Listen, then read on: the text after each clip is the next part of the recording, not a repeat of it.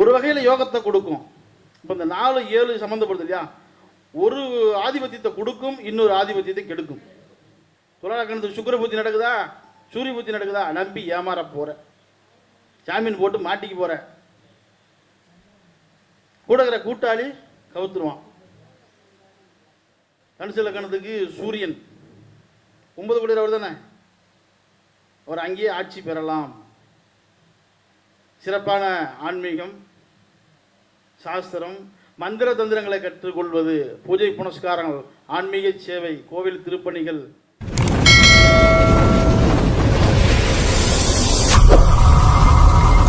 SK astro ஆன்மீகம் சேலம், இது ஒரு ஆன்மீக தேடல். அடுத்ததாக நம்மளுடைய கள்ளக்குறிச்சி இயல்புலையானுடைய மாணவர், ஜோதிட ஆராய்ச்சியாளர், ஜோதிட பீஷ்மர்னு சொல்லலாம். ஏன்னா அந்த அளவுக்கு ஜோதிடத்தில் போட்டு தினசரி ஒவ்வொரு ஜாதகத்தையும் புரட்டி போட்டு என்ன பலன்கள் நடக்குங்கிறதெல்லாம் சொல்லி கொடுத்துருக்கிய தியாக துருவத்தை சேர்ந்த வெள்ளையன் ஐயா அவர்களை ஜோதிட கதம்பம் என்ற தலைப்பில் பேச வருமாறு அன்போடு அழைக்கின்றேன். ஐயா கவனிங்க, என்னுடைய மாணவர் தான், நான் என்னை மிஞ்சிட்டேன். ஏன்னா என்னை விட ஆராய்ச்சியில் 100 மடங்கு அதிகமாயிட்டார். ஆமாங்க, இன்னும் ஒண்ணுங்க, என்னுடைய மாணவர் ஒரு வாத்தியார்கிட்ட படிச்சோம் மக்குன்றதை விட வாத்தியார்கிட்ட படிச்ச மக்குன்னா வாத்தியார் எப்படி ஆளா இருப்பான் சரிங்களா? வாத்தியார்ட்ட என்னோட மாணவர் நல்லா இருக்காங்கன்றது வாத்தியாருக்கு பெருமை இல்லையா? அதனால ஒவ்வொரு நாளும் ஒரு ஜாதகம், 3 நாளைக்கு ஒரு ஜாதகம் போடுவாருங்க. அவர் வேலையெல்லாம் விட்டுட்டு ஒவ்வொரு நாளும் ஜாதகத்தில் ஆய்வு பண்ணுறது, ஒவ்வொரு நாளும் ஜாதகம் ஆய்வு பண்ணி கடைசியாக அவர் ஒவ்வொருத்தங்களும் ஆய்வு பண்ணி ஆய்வு போடுவாங்க. கடைசியாக ஒரு உண்மை நிலை அறிவிப்புன்னு போடுவார். அது ஹைலைட்டாக இருக்கும். ஒவ்வொரு ஜாதகம், ஒவ்வொரு வாரத்துலேயும் 2 ஜாதகம் 3 ஜாதகம் பண்ணிட்டு இருக்காங்க. நீங்களும் இணைந்து அவரோட பயணிக்கிறதா பயணிக்கலாம். சூப்பராக பண்ணுவார். நன்றி, வாழ்த்துக்கள். ஐயா, உண்மையிலே ஜோதிட நூல்களில் இல்லாத விதிகளையும் அந்த குழுவில் உங்களுக்கு கொடுக்கப்படும். ஒரு தொழிலையோ வேலையோ கண்டுபிடிக்கிறதுக்கு உங்களுக்கு 4 விதி ஏற்கனவே நான் கொடுத்துருக்கேன். போன மீட்டிங்கில், அதுக்கு முந்தின மீட்டிங்லையோ, ஒரு தொழிலை இவர் இன்ன தொழில் தான் செய்யலாம் அப்படின்ற கண்டுபிடிக்கிறதுக்கு 4 விதியை கொடுத்துருக்கேன். அது நீங்கள் எழுதி வச்சிங்களா இல்லையான்றது எனக்கு தெரியல. இவர் இன்ன தொழில் தான், இன்ன வேலை தான் செய்யலாம், அதை கண்டுபிடிக்கிறதுக்கு ஒரு 4 விதிகளை கொடுத்துருக்கேன். வேணா யூடியூப்பில் பாருங்கள். முதல்ல மதிப்பிற்குரிய என்னுடைய குருநாதர் ஜோதிட செம்மல் திரு ஏழுமலை ஐயா அவர்களுக்கும், யோகநாத் குருஜி ஐயா அவர்களுக்கும், 31வது ஜோதிட கருத்தரங்கிற்கு வருகை புரிந்துள்ள அனைத்து ஜோதிட நல் உள்ளங்களுக்கும் என்னுடைய முதற்கண் வணக்கத்தை தெரிவித்துக் கொள்கிறேன். இப்போது ஏப்ரல் மாதம் நான் பேசிட்டு போன தலைப்பு பாதிரியே நிற்கிது. ஏன்னா காரக பவனாஸ்தி கன்னி லக்னம் வரை நிற்கிது. மேஷம் முதல் கன்னி வரை இந்த காரக பவனாஸ்திக்கு விதி விலக்கு கொடுத்துருக்கேன். ஜோதிட நூல்களில் விதி மட்டும்தான் இருக்கு. ஜோதிட நூல்களில் விதி விலக்குன்னு ஒன்று இல்லை. அதற்கு விதி விலக்கு அப்படின்ற ஒரு விஷயத்த கொடுத்துருக்கோம். இப்போ நம்ம கன்னி லக்னம் வரைக்கும் காரக பவனாஸ்திக்கு விதி விலக்கு கொடுத்துட்டோம். இப்போ துலாம் லக்னம் முதல் மீனம் லக்னம் வரை இந்த 6 லக்னத்துக்கு உண்டான காரக பவனாஸ்திக்கு விதி விலக்குகள். இப்போ நம்ம சூரியன், சந்திரன், செவ்வாய், அடுத்தது புதனை நம்ம அதிகமாக எடுக்கல. காரக பவனாஸ்திக்கு புதனை நாம அதிகமாக எடுக்கல. அதுக்கு மேலே குரு, சுக்கிரன், சனி. சனி 12 லக்கணத்துக்கும் 8ஆம் இடத்துல இருக்கலாம், விதிவிலக்கு உண்டு. 12 லக்கணத்துக்கும் சனி 8இல் நின்றால் ஆயுள் தீர்க்கம். ஆயுள் காரகன் ஆயுள் ஸ்தானத்தில் நின்றாலோ அல்லது பார்த்தாலோ ஆயுள் தீர்க்கம் உண்டு. அப்போ சனி எங்கே இருக்கலாம்? 2ஆம் இடத்துல இருக்கலாம். 2ஆம் இடத்துல இருக்கலாம். அப்போ தான் நாங்கள் 8ஆம் இடத்தை பார்க்கும். அடுத்தது 6ஆம் இடத்துல இருக்கலாம், 8ஆம் இடத்தை பார்க்கும். 8ஆம் இடத்துலையும் இருக்கலாம். ஏன்னா இது போன்ற விஷயங்களை நீங்கள் என்ன தெளிவாக புரிஞ்சுக்க. காரகோ பாவனாஸ்தி அப்படின்ற ஒரு விஷயத்த எல்லா ஜோதிடர்களும் சொல்லுவீங்க, அதுக்கு பலனும் சொல்லுவீங்க. அப்படிங்கும்போது துலாம் லக்கணத்திற்கு இந்த காரகோ பவனாஸ்தி விதிவிலக்க முதல்ல பார்த்துடலாம். துலா லக்கணத்துக்கு சூரியன் 9இல் நின்றால் காரகோ பவனாஸ்தி தோஷம் உண்டு.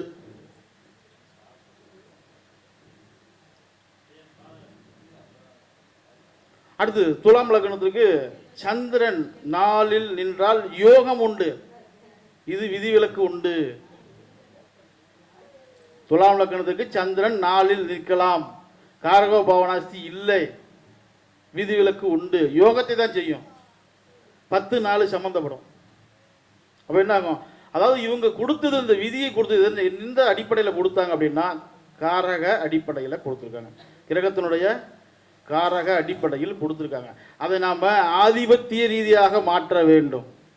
எந்த ஒரு ஜாதகத்துக்கும் நீங்கள் காரக ரீதியாக பலன் சொல்றீங்க அப்படின்னா கண்டிப்பாக உங்களால் முழுமையான பலனை சொல்ல முடியாது. அடுத்தது செவ்வாய். துலாம் லக்னத்துக்கு 2 சுப ஆதிபத்தியம் பெற்றிருக்காரு செவ்வாய். செவ்வாய் பாவின்னு எடுக்காதீங்க. துலாம் லக்னத்துக்கு செவ்வாய் யோகத்தை செய்யும். குடும்பம், தனம், ஒன்பொருள், பெயர், புகழ், வெளிவட்டார பழக்க வழக்கம், சமுதாயம், திருமணம், மனைவி. அவர் ஒரு காம திரிகோணத்துக்கு அதிபதி. அவர் கெட்டு போயிட்டாருன்னா திருமண வாழ்க்கை போயிடும். குடும்பத்துக்கு அதிபதி கெட்டு போயிட்டாருன்னா வருமானம் போயிடும். சரி, இப்போ இந்த செவ்வாய் 3ல் இருக்கலாமான்னு கேட்டால் கண்டிப்பாக இருக்கலாம். சகோதர தோஷம் இல்லை, காரக பவனாஸ்தி இல்லை. துலாம் லக்னத்திற்கு செவ்வாய் 3ல் நின்றால் தோஷம் இல்லை, மாறாக யோகத்தை செய்யும். 2 காம திரிகோணம் செயல்படுது, இளமையிலே திருமணம் நடக்கும். 2 காம திரிகோணமும் ஒன்றா சேருது அப்படின்னா இளமையில் திருமணம் நடக்கும், காதல் திருமணம் நடக்கும், காதல் கலப்பு திருமணம் நடக்கும். ஏன்னா செவ்வாய் தைரியத்திற்கும் வீரியத்துக்கும் அதிபதி. அப்படி ஒரு துணிச்சலாக எதையும் செய்வார்கள். அடுத்தது 4ஆம் இடத்துல சொல்லிட்டோம், சந்திரனை சொல்லிட்டோம். அது யோக பலனை செய்யும், காரக பவனாஸ்தி இல்லை. அடுத்து பார்த்தீங்கன்னா துலாம் லக்னத்துக்கு 5ஆம் இடத்தில் குரு நின்றால் புத்திர தோஷம் உண்டு, காரகோ பவனாஸ்தி உண்டு. ஏன்னா 2 அசுப ஆதிபத்தியம். துலாம் லக்னத்திற்கு மிக மிக கொடிய பாவ கிரகம் பாவி அப்படின்னு எடுத்துக்கிட்டோம்னா சுக்கிரனும் குரு சூரியன் 3 கிரகம் தான். தனுசு லக்னத்துக்கு சூரியன் 9 கோடி அவர் தானே, அவர் அங்கேயே ஆட்சி பெறலாம். சிறப்பான ஆன்மீகம், சாஸ்திரம், மந்திர தந்திரங்களை கற்றுக்கொள்வது, பூஜை புனஸ்காரங்கள், ஆன்மீக சேவை, கோவில் திருப்பணிகள், புரோகிதம், இதெல்லாம் மிகச் சிறப்பான முறையில் இவங்களுக்கு கிடைக்கும். பெரிய மனிதர்களுடைய ஆதரவு, குருமார்கள், ஆன்மீகவாதிகளுடைய ஆசி அனைத்தும் கிடைக்கும். அப்போ தனுசு லக்னத்துக்கு 9ஆம் இடத்துல சூரியன் இருந்தால் யோக பலனை செய்யும். அப்போ சந்திரன் 4 இருக்கலாமா? இருக்கக்கூடாது. அஷ்டமாதிபதி, காரகோ பவனாஸ்தி உண்டு. தாய்க்கும் தனக்கும் ஆகாது, சாதகனுக்கும் தாய்க்கும் ஆகாது. கண்டாதி தோஷங்களை ஏற்படுத்தும். வாகன விபத்து, மண்மனையில் சிக்கல், வம்பு வழக்குகள், கல்வியில் தடை தாமதம். அஷ்டமாதிபதியாக வர்றாரு தனுசு லக்னத்துக்கு. சந்திரன் அஷ்டமாதிபதியாக வர்றாரு. ஆதிபத்திய பலனை சொல்லுங்க, காரக பலனை சொல்லாதீங்க.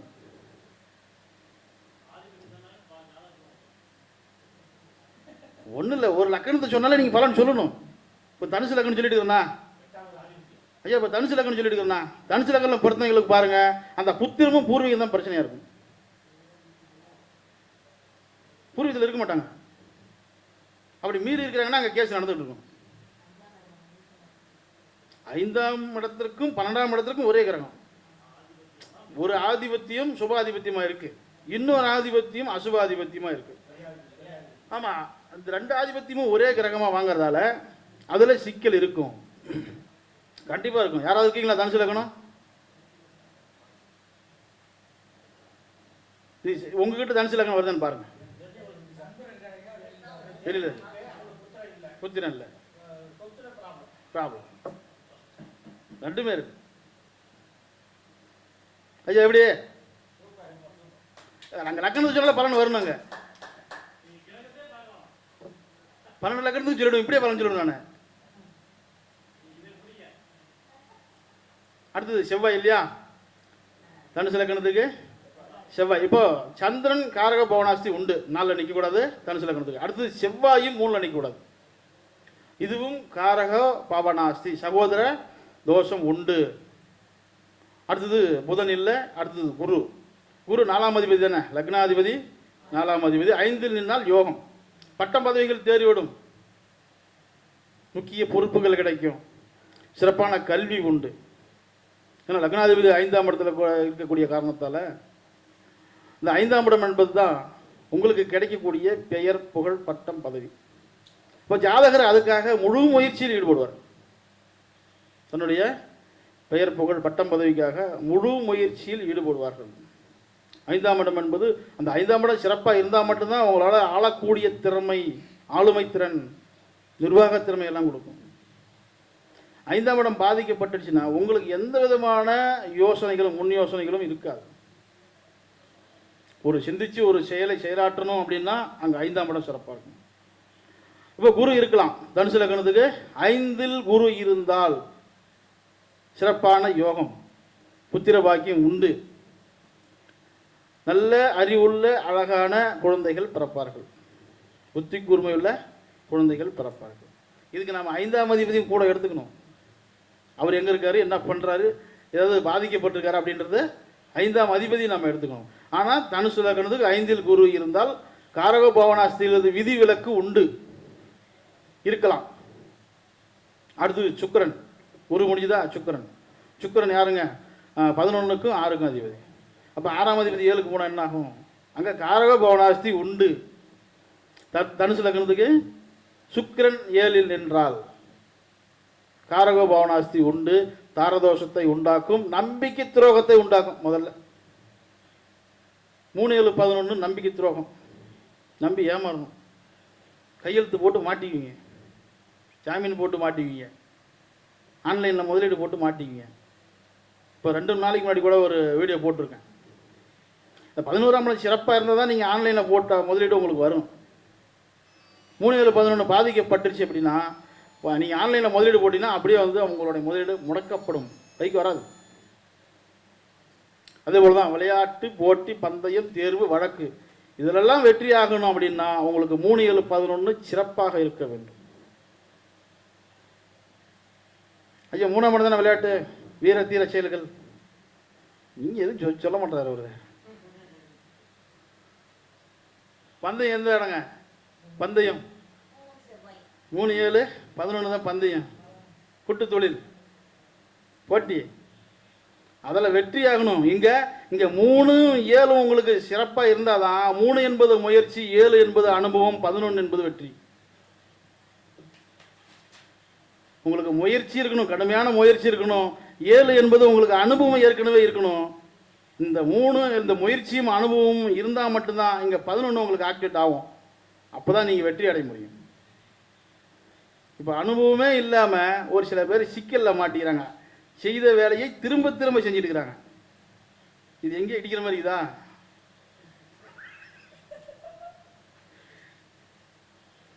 ஏன்னா ஒரு மனிதனுடைய வாழ்க்கையை முன்னேற்றக்கூடிய பாவங்கள் அப்படின்னா 3, 7, 11 தான். இதுதாங்க ஏன் ஒரு மனுஷனுக்கு அனுபவத்தை கற்றுக் கொடுக்கும், மற்ற எதுவும் கற்றுக் கொடுக்காது.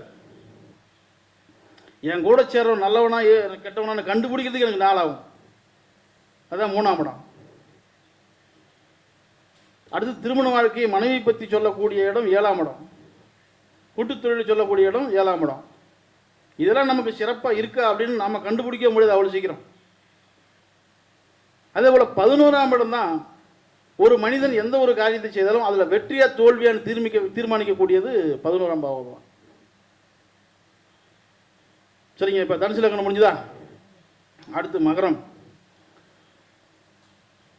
மகரத்துக்கு சூரியன் அஷ்டமாதிபதி 9ல் நின்றால் காரகோ பவனாஸ்தி உண்டு, தந்தைக்கு ஆகாது, தந்தைக்கு மகனுக்குமே ஆகாது. தந்தையும் மகனும் பிரிந்து வாழும் நிலை ஏற்படும் அல்லது விபத்து, கண்டாதி தோஷங்களை ஏற்படுத்தும். அடுத்து சந்திரன் 7ஆம் அதிபதி தானே, 4ஆம் இடத்தில் நிற்கலாம். இது வந்து யோகமே. காரகோ பவனாஸ்தியில் இருந்து விதிவிலக்கு சந்திரனுக்கு உண்டு. அடுத்து செவ்வாய் 3ல் நின்றால் காரகோ பாவனாஸ்தி உண்டு, சகோதர தோஷம் உண்டு. இந்த லக்னத்துக்கு மரணத்தை கொடுக்கக்கூடிய கிரகமும் செவ்வாய் தான், சூரியனும் செவ்வாய் தான் மாரக கண்டத்தை கொடுப்பார்கள். ஏன்னா பாதகாதிபதி அவர்கள். 3ல் நின்றால் செவ்வாய் மகர லக்னத்துக்கு 3ல் நின்றால் சகோதர தோஷம் உண்டு, காரகோ பாவனாஸ்தி உண்டு. அந்த காரக கிரகம் அந்த பாவத்தில் நிற்கக்கூடாது. நின்றால் காரக பவனாவஸ்தி உண்டு. இது வந்து காரகத்துக்கு சொல்லப்பட்டிருக்கு, ஆதிபத்தியத்துக்கு சொல்லப்படலை. அடுத்து செவ்வாய் முடிஞ்சது, புதன் இல்லை, குரு. குரு 2 அசுப ஆதிபத்தியம் பெறுவார், 12-3. ஆமாம், இது 5ஆம் இடத்தில் குரு, மகர லக்னத்துக்கு 5ஆம் இடத்தில் குரு நிற்கும் போது காரகோ பவனாஸ்தி உண்டு. புத்திரம் தடை தாமதம் ஏற்படும், பூர்வீக சிக்கல் ஏற்படும். இவங்க குலதெய்வத்தை மாற்றி வச்சிருப்பாங்க. ஐயா, குலதெய்வத்தை மாற்றி வச்சிருக்காருன்னு யாராவது பலன் சொல்றீங்களா? சொல்லுங்க. 3ஆம் இடம், 7ஆம் இடம், 12ஆம் இடம் 5ஆம் இடத்தோடு சம்பந்தப்பட்டால் உங்களுடைய குலதெய்வம் இருந்த இடத்திலிருந்து வேறு இடத்துக்கு மாற்றப்பட்டது. 3, 7, 12.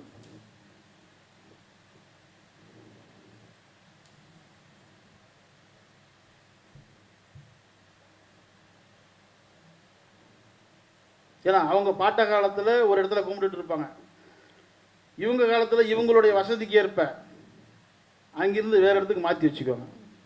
ஐயா, நிறைய நடந்திருக்கு அந்த மாதிரி.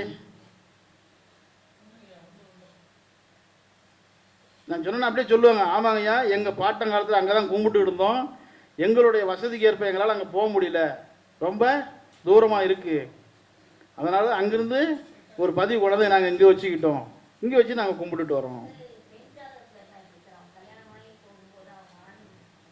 இல்லை, ஆண் ஜாதகத்துக்கு மட்டும்தான் பொருந்தும். இப்போ பெண் ஜாதகத்துக்கு பொருந்தும் அப்படின்னா இங்கே திருமணம் ஆகிற வரைக்கும் இங்கே தான் உங்களுக்கு பலன்.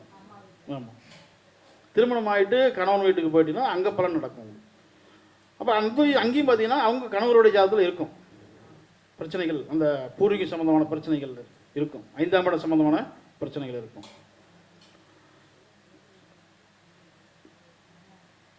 ஐயா, என்ன இப்போ எழுதிருக்கீங்க, என்ன சொல்லியிருக்கேன் பாருங்க. குரு சொல்லிட்டுனா, குரு சொல்லிட்டு அடுத்தது சுக்கிரன். மகர லக்னத்துக்கு சுக்கிரன் யோகாதிபதி, 5, 10 அதிபதி. 7இல் நின்றால் யோகம், மனைவி மூலியமா யோகம், சொந்தத்தில் திருமணம், வேலையில் உள்ள பெண் திருமணம் அமைவார். திருமணத்துக்கு 5, 10 சம்பந்தம், இவருக்கே அரசாங்க வேலை உண்டு. சுக்கிரன் பாதிக்கப்படக்கூடாது, எந்த நிலையிலையும் பாதிக்கப்படக்கூடாது. சக்கரவர்த்தி யோகம் இயற்கையாகவே மகர லக்னத்துக்கு சக்கரவர்த்தி யோகம் உண்டு. அந்த ஒரு கிரகம் சிறப்பாக இருக்கணும். சுக்கிரன் அவர் சிறப்பாக ஆட்சியாகவோ கேந்திர திரிகோணங்களிலோ இருந்து விட்டால் மிகச்சிறப்பான ராஜயோகத்தை கொடுக்கும். அப்போ ஆக மகர லக்னத்துக்கு சுக்கிரன் 7இல் நின்றால் காரகோபவனாஸ்தியில் இருந்து விதிவிலக்கு உண்டு, யோக பலனை செய்யும். அடுத்து கும்பலக்னம். கும்பலக்னத்துக்கு சூரியன் 9இல் இருக்கலாம், நீசமானாலும் இருக்கலாம், ஏன்னா 7 கூடியவர் தானே. நிறைய பேர் இந்த 7ஆம் அதிபதியை பாவகிரகம் அப்படின்னு இன்னமும் நிறைய ஜோதிடர்களுடைய மைண்டில் ஓடிட்டீங்க. இது எதன் அடிப்படையில் நீங்கள் பண்ணுறீங்கன்னு எனக்கு ஒன்றும் தெரியல. இன்னொரு அம்மா என்கிட்ட சொல்லுது, ஏங்க என் பையன் ஜாதகத்தில் 4 மூலையிலையும் கிரகம் இருக்குதுங்க, ஒரு ஜோசியர் சொன்னாருங்க என் பையன் வருங்காலத்தில் 4 பக்கமும் இடம் வாங்கி போடுவான். எனக்கு சிரிப்பு தான் வருது. அதாவது இது வந்து ஆறுதலுக்காக சொல்லக்கூடிய ஒரு விஷயம்தான். நம்ம வந்து ஜோதிடர் ஆறுதலுக்கு வேணும் அப்படின்னா அவங்களுடைய உறவு முறைகள் சொல்லிட்டு ஆறுதல்.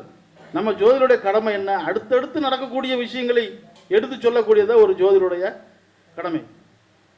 அதை செய்யாமல் வரக்கூடியவங்களுக்கு ஆறுதல் சொல்வது போல நீங்கள் ஒரு சில ஜோதிடர்கள் பலன் சொல்லி அதில் வந்து பெயரும் புகழும் வாங்கக்கூடிய ஒரு அமைப்பில் இருக்காங்க. அடுத்து என்ன நடக்குன்னு சொல்ல முடியாது, சொல்ல தெரியாது, சொல்லவும் மாட்டாங்க. இது போன்ற ஆறுதலாக பேசும்போது அவங்களுக்கு வந்து மனசில் பிடிச்சி போயிடும். அந்த ஜோசியர் அப்படி சொன்னார், இந்த ஊரில் பார்த்தோமே இப்படி சொன்னார், இப்படி சொல்லிட்டு நிறைய பேர்த்துக்கு எங்கே நல்லா சொல்கிறோமோ நல்ல விதமாக சொல்கிறோமோ அந்த ஜோசியர் தான் எனக்கு நல்ல ஜோசியர். நிறைய இருக்குது இந்த மாதிரி. ஐயா, கும்பலக்னம் சூரியன் வந்து 9இல் இருந்தால் தோஷம் இல்லை. அடுத்து சந்திரன் 4ஆம் இடத்தில் உச்சம் பெறுவார், ரோகாதிபதி, காரக பவனாஸ்தி உண்டு, தாயாருக்கு தோஷத்தை ஏற்படுத்தும். அடுத்து செவ்வாய். செவ்வாய் 3இல் இருக்கலாம், முத்திராத யோகம், 3, 10 முத்திராத யோகம், பச்சைங்கில கையெழுத்து போடுவார்.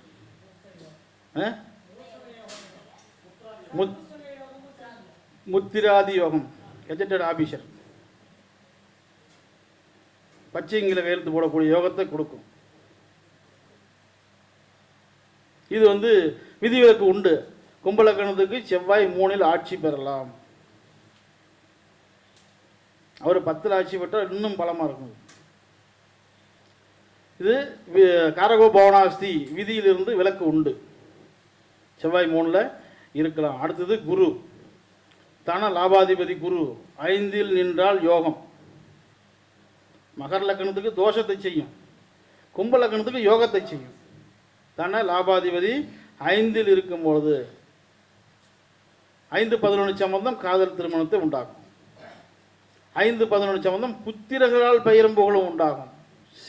சிறப்பான அறிவாற்றல் புத்தி கூர்மை உள்ள குழந்தைகள் பிறப்பார்கள்.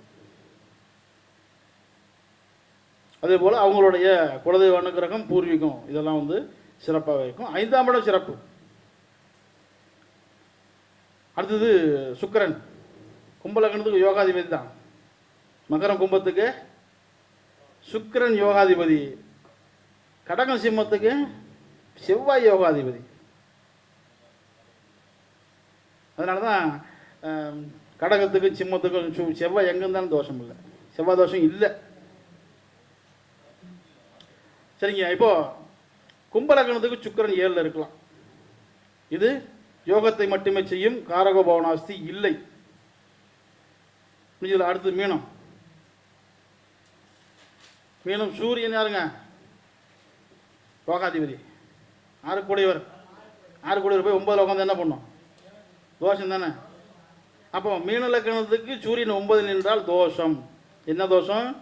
காரக பவனாஸ்தி தோஷம், தந்தைக்கு தோஷம் உண்டு. அடுத்து சந்திரன். மீன லக்கணத்துக்கு சந்திரன் 5ஆம் அதிபதி, பூர்வ புண்ணியாதிபதி 4ல் நிற்கும் போது யோகத்தை செய்யும். 5-4 சம்மந்தப்பட்டுச்சுனால பட்டம் பதவிகள் வந்துடும். நீங்கள் படிக்கலை, நான் அந்தளவுக்கு படிக்கலை அப்படின்னா அரசியலில் பொறுப்புகளும் பதவிகளும் கிடைச்சிடும். படித்த அரசு அதிகாரி, படிக்கலைன்னா அரசியல்வாதி.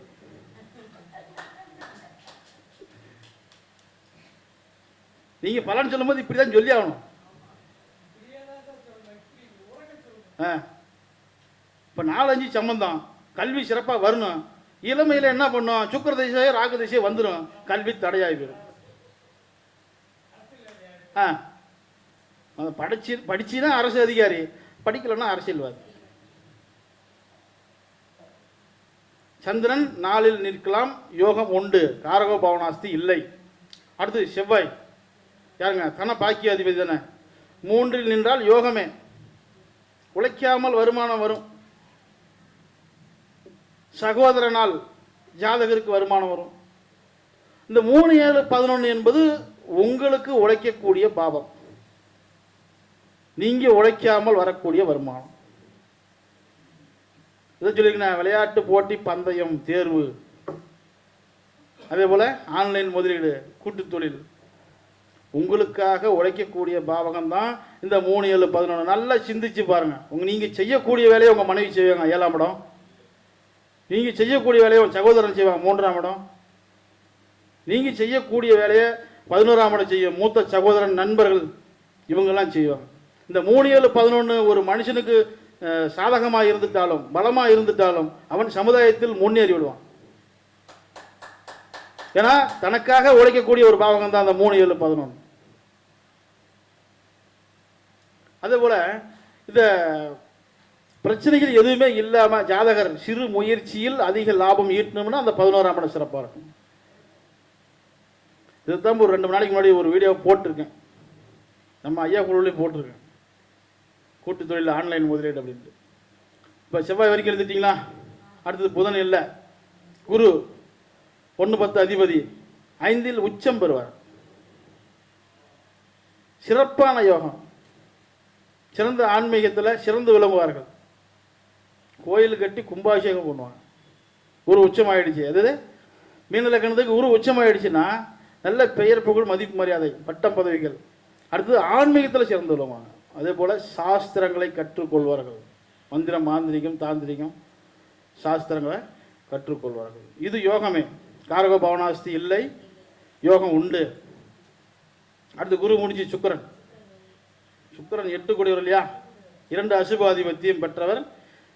7ல் நின்றால் காரகோபவனாஸ்தி உண்டு. திருமண வாழ்க்கையில் பிரச்சனைகள், பாதிப்புகள், தடை தாமதங்கள் ஏற்படும். இப்போ சனி வந்து எல்லா லக்னத்துக்கும் 8ல் இருக்கலாம். எல்லா லக்னத்துக்கும் சனி 8ல் இருக்கலாம். 8ஐ பார்க்கலாம். இது ஆமாம் மிகச்சிறப்பான ஒரு அமைப்பு. இந்த மிகச்சிறப்பான இந்த விதிகளையும் வச்சு நீங்கள் பலன் சொல்லுங்கள், மிக துல்லியமாக வரும்.